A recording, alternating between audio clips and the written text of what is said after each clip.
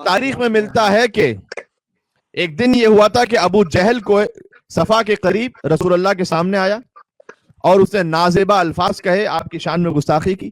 رسول اللہ نے اس وقت ابو جہل کو جواب نہیں دیا. ایک کنیز بھی اس واقعے کی گواہ تھی. تھوڑی دیر بعد حضرت حمزہ شکار کیا کرتے تھے اور وہ شکار پر گئے ہوئے تھے. لہذا حضرت حمزہ جب واپس آئے مکہ میں تو حضرت حمزہ کا معمول یہ تھا کہ شکار سے واپسی پر وہ کعبے کا طواف کرتے تھے اور اس کے بعد قریش کے یہاں جاتے تھے اور ان سے گفتگو کرتے تھے. تو قریش حضرت حمزہ کی شجاعت کے باعث جو ہے نا بڑا ان کا ویسے احترام کرتے تھے اور ان کا رعب اور دبدبا تھا. تو حضرت حمزہ اپنے معمول کے مطابق جب پہنچے شکار کرنے کے بعد اور انہیں طواف کیا اور اس کے بعد وہ تشریف لائے قریش والوں کے درمیان، تو ایک کنیز، وہی کنیز ان کے قریب آئی اور کہا آپ یہاں موجود نہیں تھے کہ آپ دیکھتے کہ ابو جہل نے محمد کے ساتھ کیا کیا صلی اللہ علیہ وآلہ وسلم. اور اس وقت حضرت حمزہ جلال کے عالم میں اٹھے اور ابو جہل کے قریب پہنچے جو مسجد الحرام میں بیٹھا ہوا تھا، لوگوں سے بات کر رہا تھا. اور حضرت حمزہ نے اس وقت ابھی تک اعلان اسلام نہیں کیا تھا، اس وقت یاد رکھیے گا، یہ میں اعلان اسلام کا واقعہ سنا رہا ہوں آپ کو. اپنی کمان ان کے سر پر ماری ابو جہل جیسے بڑے سردار کے سب کے سامنے. شدید زخمی ہوا ابو جہل اور حضرت حمزہ نے کہا کہ تو اتنی جرأت رکھتا ہے کہ میرے بھتیجے محمد پر سب کرتا ہے صلی اللہ علیہ وآلہ وسلم. کیا تو یہ نہیں جانتا؟ یہ پہلا موقع تھا کہ حضرت حمزہ اپنے دین کا اعلان فرما رہے تھے اس وقت کا. کیا تو نہیں جانتا کہ میں محمد کے دین پر ہوں؟ تو میں وہی کہتا ہوں کہ جو محمد کہہ رہے ہیں، یعنی اب اگر کچھ بگاڑ سکتے ہو تو آپ میرا بگاڑ کے دکھاؤ. جو محمد نے کہا میں بھی وہی کہہ رہا ہوں. سبحان اللہ، سبحان اللہ. کیا کہنے یا اولی عظمت جناب حمزہ علیہ السلام، صلوات اللہم صلی علی محمد وعلی محمد محمد. اور اس وقت حضرت حمزہ نے اعلان اسلام فرمایا. اور یہ بھی ایک لطیف بات ہے کہ حضرت حمزہ کے اعلان اسلام کے کچھ ہی دن میں حضرت ابوذر نے بھی اعلان اسلام فرما دیا، قبول اسلام کیا انہوں نے. تو یہ ساتھ ساتھ ہے. اچھا، پھر روایت یہ بھی ہے کہ مشرکین نے رسول اللہ کے سر پر اونٹنی کی بچہ دانی پھینکی، نعوذ باللہ. تو اس وقت پھر حضرت حمزہ بڑے غضبناک ہوئے اور ان کی غیرت جو ہے اعلان اسلام کا سبب بنی. لہذا ایک بہت لطیف حدیث ہے یہاں پر کہ ویسے غصے کے عالم میں کوئی فیصلہ کرنا اچھا نہیں سمجھا گیا. حدیث آپ کے ذہن میں ہے اور آپ نے علماء کی تقاریر سنی ہے کہ غصے کے عالم میں کوئی ڈیسیشن نہ لو. حدیث میں ہے لیکن لم تدخل الجنہ حمیۃ، کوئی بھی غصے میں جوش دکھانے والا جنت میں داخل نہیں ہوگا غیر حمیت حمزہ ابن عبد المطلب، مگر حضرت حمزہ ابن عبد المطلب اسی غضب کی وجہ سے جنت میں داخل ہوں گے. سبحان اللہ، سبحان اللہ. چونکہ انہوں نے رسول اللہ کے لیے اپنی غیرت و حمیت کا اظہار فرمایا تھا. وذالک حین اسلم غضبا للنبی صلی اللہ علیہ وآلہ وسلم، اس لیے کہ ان کا غضب رسول اللہ کے دفاع کے لیے تھا. لہذا خود حضرت حمزہ کی حمیت و غیرت ہی انہیں جنت میں لے کے جائے گی. کیا کہنے، بے شک. سبحان اللہ، سبحان اللہ، سبحان اللہ. پھر اس کے بعد جب اعلان اسلام ہے تو بہت زیادہ حالات نہیں ملتے ان کے تاریخ میں کہ حضرت حمزہ کی روز کے جو معمول ہیں وہ کیا ہے، لیکن جب تک انہوں نے مدینہ ہجرت نہ فرمائی بس اتنا ضرور ملتا ہے کہ جس میں پوری ایک داستانی موجود ہے کہ حضرت حمزہ نے رسول اللہ کے ساتھ مل کر اس وقت پھر اعلانیہ تبلیغ شروع کر دی تھی. لیکن رسول اللہ نے کہ انہوں نے اعلان اسلام فرما دیا تھا حضرت حمزہ نے، تو اعلانیہ تبلیغ اب رسول اللہ کے ساتھ کرتے تھے. اور اہم مواقع پر حضرت حمزہ ابن عبد المطلب اور مولا علی ابن ابی طالب وہ رسول اللہ کی حفاظت پر معمول رہتے تھے کہ کہیں مشرکین مکہ رسول اللہ کے قریب نہ آنے پائے. اور پھر مکہ سے مدینہ ہجرت ہوتی ہے. اچھا، مکہ سے مدینہ ہجرت ہوئی، آپ جانتے ہیں کہ رسول اللہ نے مہاجرین اور انصار کو بھائی بنایا. روز مواخات تھا تو خلیفہ اول کو خلیفہ دوم کا بھائی بنایا، حضرت سلمان کو ابوذر کا بھائی بنایا، مولا علی علیہ السلام کو اپنا بھائی بنایا، اور روز مواخات حضرت حمزہ کو زید بن حارثہ کا بھائی بنایا. اچھا، یہ وہ واحد صحابی ہیں زید بن حارثہ جن کا نام قرآن میں واضح طور پر آیا ہے. تو جس صحابی کا نام قرآن میں واضح طور پر اتنا کلیئر آیا ہے، ان کا بھائی بنا حضرت حمزہ کو. سورہ احزاب کی آیت نمبر 37 وَإِسْتَقُولُ لِلَّذِي أَنْعَمَ اللَّهُ عَلَيْهِ وَأَنْعَمْتَ عَلَيْهِ أَمْسِكْ عَلَيْهِ زَوْجَكَ وَاتَّقِ اللَّهَ وَتُخْفِي فِي نَفْسِكَ مَا اللَّهُ مُبْدِيهِ وَتَخْشَى النَّاسَ وَاللَّهُ أَحَقُّ أَن تَخْشَاهُ فَلَمَّا قَضَى زَيْدٌ، یہ نام ہے، زَيْدٌ مِنْهَا وَطَرًا زَوَّجْنَاكَهَا لِكَيْ لَا يَكُونَ عَلَى الْمُؤْمِنِينَ حَرَجٌ فِي أَزْوَاجِ أَدْعِيَائِهِمْ اذا قضوا منهم وطرا وكان امر الله مفعولا. یہ پوری آیت ہے. ایک خاص واقعہ ہوا، بس واقعے میں جانے کی تفصیل کا بالکل موقع نہیں کہ حضرت زید کے ساتھ کیا واقعہ ہوا تھا کہ جس پر یہ آیت نازل ہوئی. بہرحال حضرت حمزہ کو مواخات میں حضرت زید کا بھائی بنایا. اور پھر پیغمبر اکرم نے رمضان پہلی ہجری کا رمضان تھا، مدینہ میں آنے کے بعد پہلی ہجری کا رمضان، جنگ کا سب سے پہلا پرچم حضرت حمزہ کے لیے باندھا. سب سے پہلے وہ شام سے پلٹنے والے جو قریش کا کاروان تجارت تھا اس کا راستہ روکنے کے لیے وہ سریے کی قیادت کی انہوں نے. حضرت حمزہ 30 مہاجروں کے ساتھ سوار ہو کر ساحل سمندر پر واقع ایس نامی علاقے میں پہنچے. وہاں ابو جہل کی سرگردگی میں 300 سواریوں کا سامنا انہیں کرنا ہوا.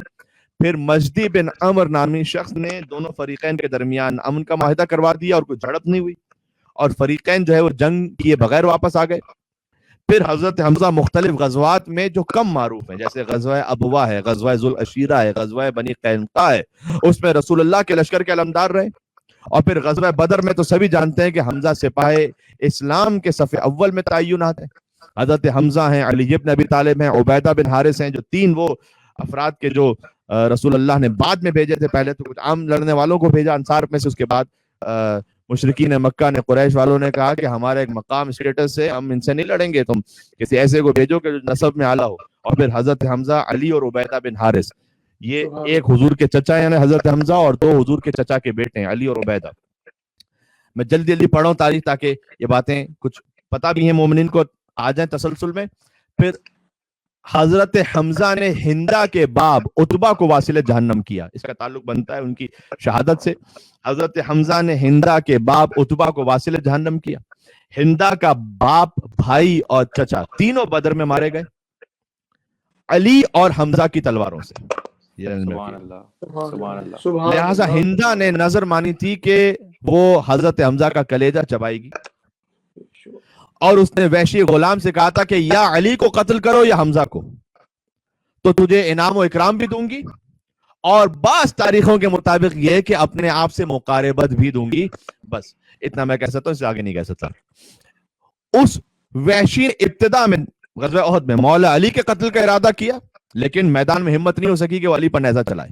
سب سے پہلے وہ وحشی جو ہے وہ حضرت علی بن ابی طالب کو شہید کرنا چاہتا تھا اور پھر اس نے جا کر حضرت حمزہ پر وار کیا اور حضرت حمزہ کو شہید کیا اور ان کا کلیجہ نکال کر ہندا بن عتبہ کے حوالے کیا.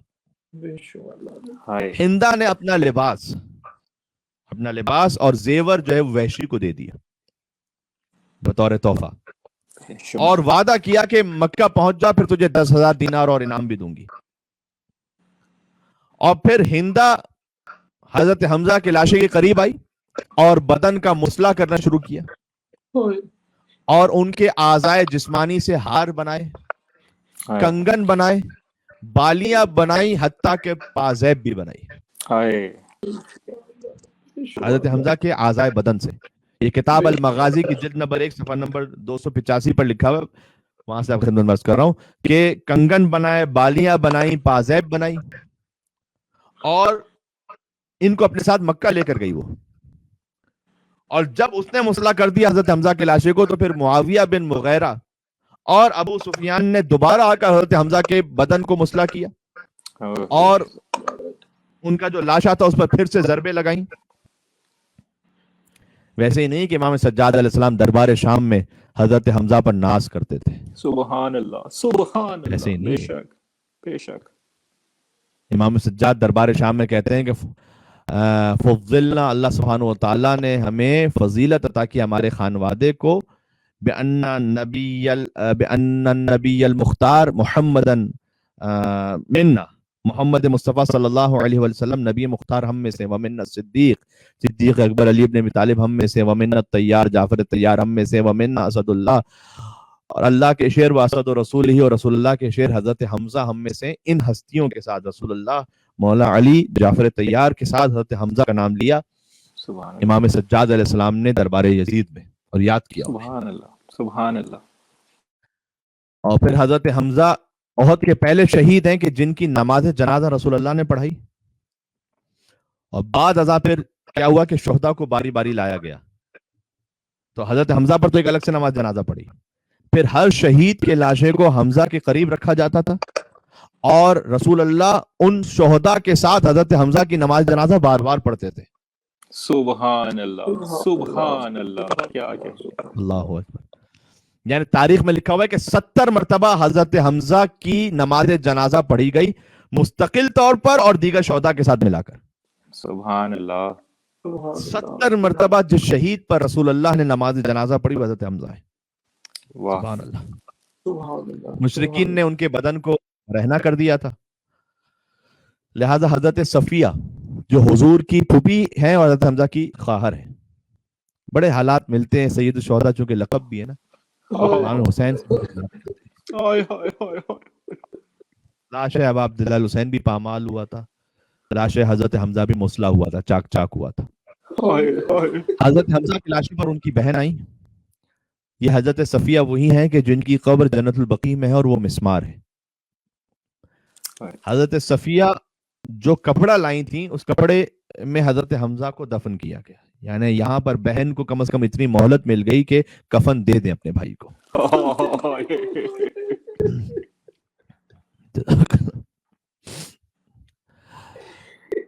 رسول اللہ نے حضرت حمزہ کی جب حالت دیکھی تو بہت گریا کرتے تھے، اور جب انصار کے اہل خانہ کو دیکھا، جب مدینے پلٹے تو انصار کے اہل خانہ کو دیکھا کہ سب اپنے اپنے شہداء کے لیے گریا کر رہے تھے، تو فرمایا کہ کیا حمزہ کو رونے والا نہیں ہے کوئی؟ جیسے رسول اللہ کی تمنا حسین پر گریے کے لیے ویسے حضرت حمزہ پر گریے کے لیے، یاد رکھیں. سبحان اللہ. تو سعد ابن معاذ نے حضور کی بات سن لی اور انصاری خواتین کو رسول اللہ کے گھر پہ بھیجا کہ جاؤ حضرت حمزہ کا پرسہ پیش کرو رسول اللہ کو. اور اس کے بعد دیکھیں سبحان اللہ کتنی آپ شباہتیں ڈھونڈ سکتے ہیں. ہمارا جب کوئی دنیا سے گزر جاتا ہے ابھی تو طریقہ یہ رہا کہ پھر انصاری خواتین وہ اپنے کسی بھی مرحوم پر رونا چاہتی تھی تو پہلے حضرت حمزہ پر روتی تھی اور بعد میں پھر اپنے مرحوم پر روتی تھی. سبحان اللہ سبحان اللہ سبحان اللہ. یہ ساری عزاداری کی دلیلیں بھی ہو سکتا ہے میں محرم میں کچھ اس حوالے سے بات بھی کر لوں آپ کی خدمت میں. پھر روایت یعنی یہ سب رسول اللہ کے سامنے ہو رہا تھا بلکہ رسول اللہ کے حکم پر ہو رہا تھا. کون کہتا ہے کہ شہید پر رونا بدعت ہے؟ سبحان اللہ. کون کہتا ہے کہ شہید تو چونکہ زندہ ہے لہٰذا نہ رو؟ رسول اللہ کیا آپ ان سے زیادہ جانتے ہیں کہ رسول اللہ تو سید الشہداء کے لیے کہہ رہے ہیں کہ گریا کرو، بلکہ تنبیہ کر رہے ہیں کہ تم اپنے مرحومین پر رو رہے ہو تو میرے چچا حضرت حمزہ پر رونے والا کون ہے؟ اور پھر اس کے بعد انہوں نے گریا کروایا اور خود گریا کیا اور حضرت حمزہ کے سوگ میں 3 دن تک لباس عزا پہنا گیا. آخری جملہ ایک اور بھی کہہ دوں پھر مسلسل مصائب پر آتا ہوں کہ بی بی فاطمہ زہرا بھی قبر حضرت حمزہ پہ جاتی تھی. یہ بھی تاریخ میں حالانکہ احد کافی دور ہے مدینہ سے، لیکن بی بی فاطمہ زہرا قبر حضرت کچھ تو تسلی ملتی ہوگی نا بی بی کو حضرت حمزہ کی قبر پہ جا کے. جو بی بی پر مظالم ہوئے تو اپنا دکھ حضرت حمزہ سے جا کے کہتی تھی ان کی قبر پہ جا کے کہ وہ کہتی ہوں گی کہ آپ میرے بابا کے چچا ہیں تو آپ مدافع رسالت تھے، آپ گزر گئے، اے حمزہ، اے چچا حمزہ، اے میرے جد حمزہ، اگر آپ موجود ہوتے تو اس وقت ظاہر ہے کہ علی سا تنہا نہ ہوتے.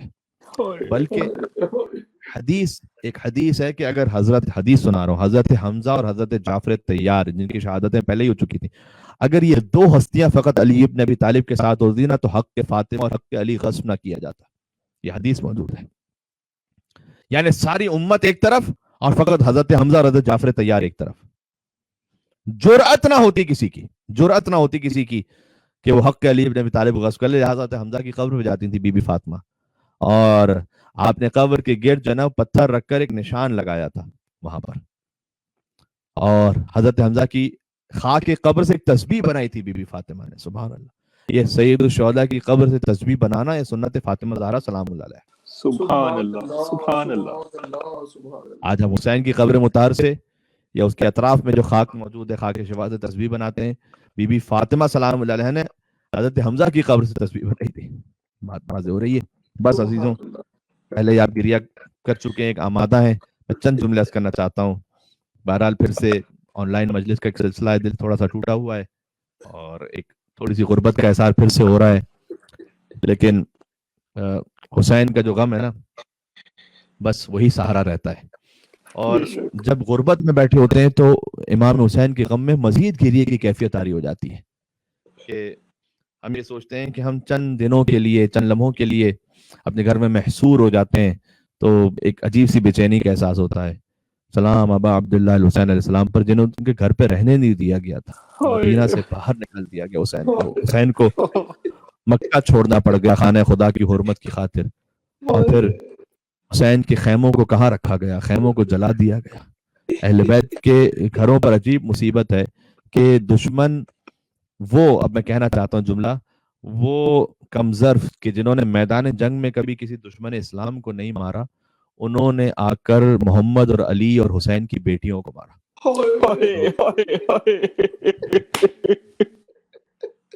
کبھی محمد کی بیٹی فاطمہ زہرا کو مارا، کبھی علی کی بیٹی زینب کبریٰ پر تازیانے مارے، اور کبھی حسین کی دختر سکینہ کو مارے، کو تماچے مارے.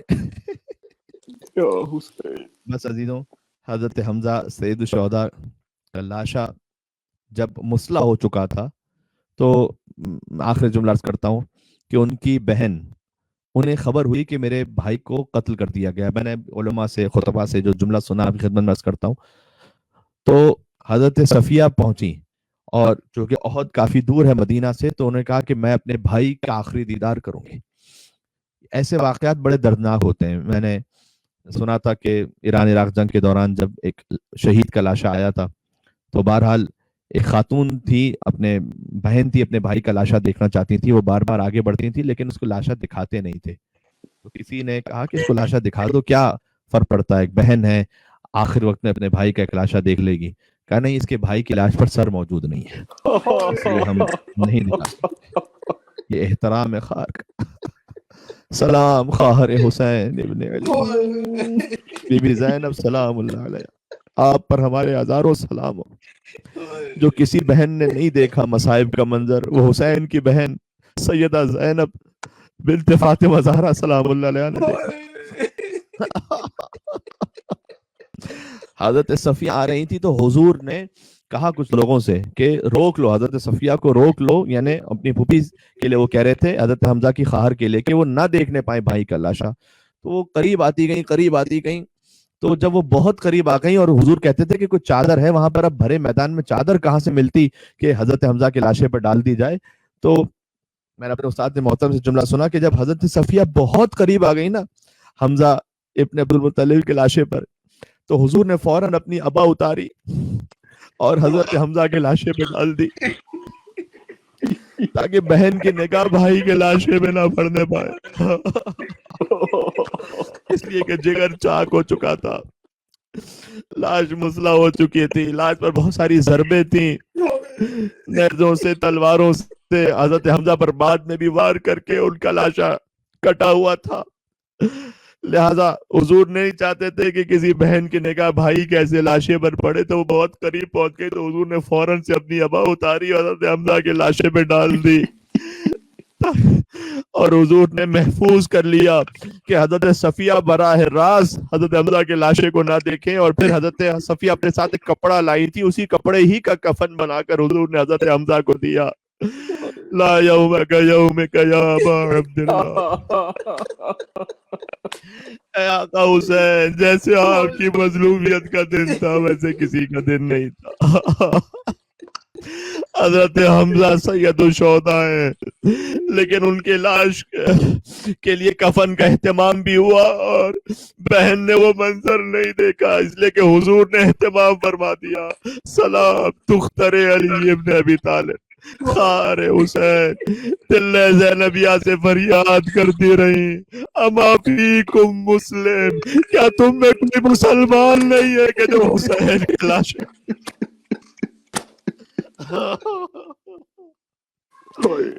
بی بی زینب سلام اللہ علیہا بار بار لکھا ہوا ہے مقتل میں، کبھی خیمے سے آتی تھی، خیمے کے دھر پہ جاتی تھی، کبھی دوڑ کے جاتی تھی تلہ زینبیہ اس پہاڑی پر، پھر واپس آتی تھی، پھر آتی، یعنی گویا بی بی خیام کی حفاظت بھی بی بی کے ذمہ تھی. اور بھائی کے لاشے کو بھی دیکھنا تھا، لہذا ایک منزل وہ آئی کہ امام حسین نے جب سر حسین کٹ رہا تھا، بی بی دیکھ رہی تھی، امام حسین نے اپنی نگاہوں سے اشارہ کیا کہ بہن ارجعی الی الفستاد، بہن اب آپ خیام میں چلی جائیے، اس لیے کہ اب جو منظر ہوگا وہ آپ سے نہ دیکھا جائے، اس لیے کہ شمر جالس علی صدر، شمر حسین کے سینے پر بیٹھ گیا۔ ایک بہن کیسے دیکھتی، ایک قاتل ہے جو میرے بھائی کے سینے پر ہے، اس نے داڑھی کو پکڑا ہوا ہے اور کن خنجر سے حسین کو ذبح کر رہا تھا۔ بی بی زینب حکم امام سے خیمے کی طرف پلٹی، لیکن صدائیں گونج رہی تھی الا قد قتل الحسین بکربلا، الا قد ذبح الحسین بکربلا۔